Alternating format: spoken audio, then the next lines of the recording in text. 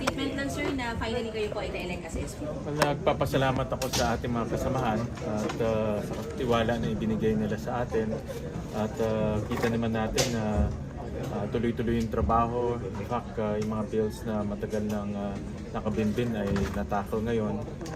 Importante, susunod naman yung commission and appointments para yung mga 5 general na naipit rin dahil doon sa mga pangyayari ay mako-confirm na ngayon. How does it feel? Then mamaya may mga ibang bills pa How kami. does it feel, sir, na yung seatmate ninyo na si Senator Joel ang sumelyo doon sa 13? Well, original seatmates kami. Alam niyo naman, yung 2016, magkakasabay kami lahat na naging senador at bumuo kami ng grupo, yung seatmates.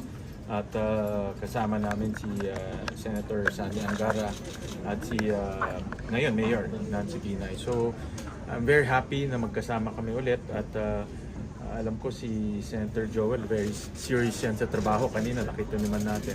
At ganyan talaga ang dapat mangyari, trabaho na. Nag-offer ng cooperation si Senator Alan Cayetano? Yes, of course, we will reach out to the minority. Hindi naman to majority lang, but this is a Senate composed of 24 senators. So I'll definitely reach out to all of our colleagues, no, especially in the minority. There are allegations and the pressure yung